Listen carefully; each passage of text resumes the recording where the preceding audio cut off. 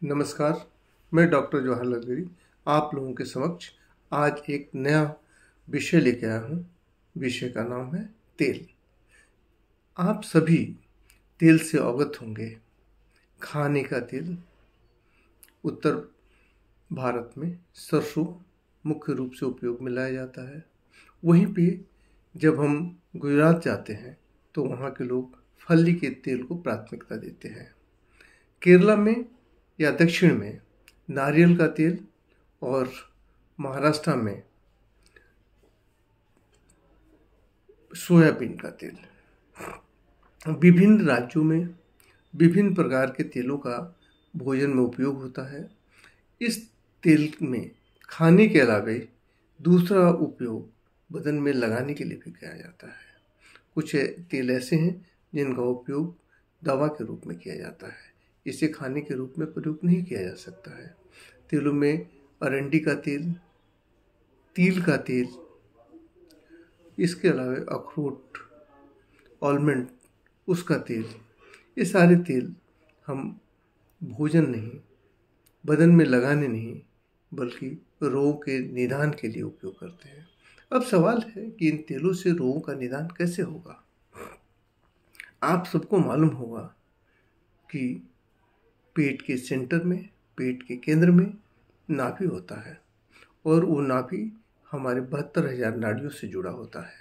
उस नाड़ी से ऊर्जा का संचार होता है।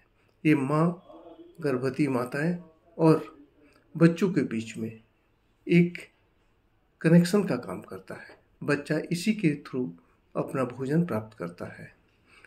जब हम बड़े हो जाते हैं तो नाभि का उपयोग भूल जाते हैं, लेकिन अगर नाभि में हम चंद बूंद, ये कहें कि 4 से 5 बूंद तेल रात में सोने के समय डाल लिया करें और उसके आजू बाजू करीब 1.5 इंची के एरिया में उसको फैला दिया करें, तो निश्चित रूप से बहुत सारे रोगों का हमें निदान हो सकता है। अलग अलग रोगों के लिए अलग अलग तेलों के बारे में बताया गया है। अभी मैं मूल रूप से ये बताऊंगा कि नाभि में तेल लगाने से सबसे पहले आपके चेहरे में ग्लो आता है। दूसरा, आपको ओठों में गुलाबी आती है। जो लोग लिपस्टिक लगाते हैं वो अगर बराबर तेल लगाया करें तो उनके न तो ओठ फटेंगे और न उनको ओठों में लिपस्टिक लगाने की ज़रूरत पड़ेगी। इससे ऊर्जा का संचार होता है। इससे जॉइंट पेन जो हमारे शरीर में होता है उसमें भी निजात मिलता है।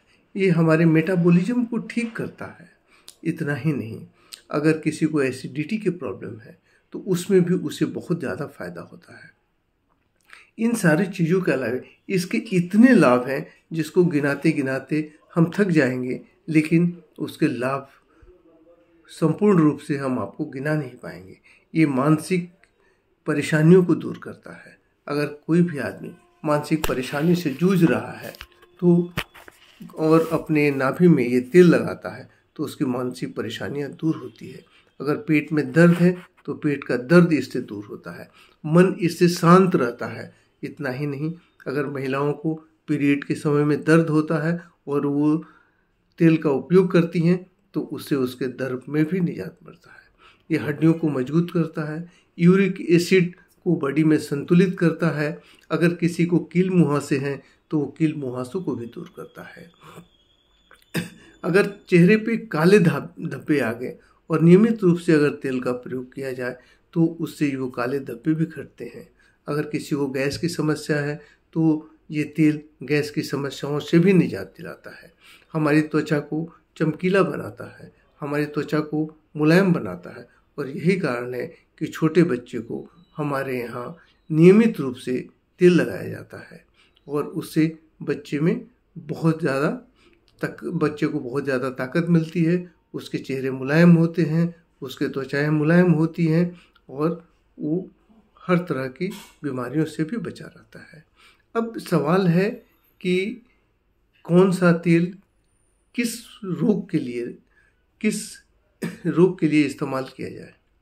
अब इसके लिए मैं एक अलग से वीडियो बनाऊंगा और आपको बताऊंगा कि सरसों का तेल, अरंडी का तेल, तिल का तेल या फिर अलग तरह के जो तेल हैं उसका उपयोग किन किन बीमारियों के लिए किया जा सकता है।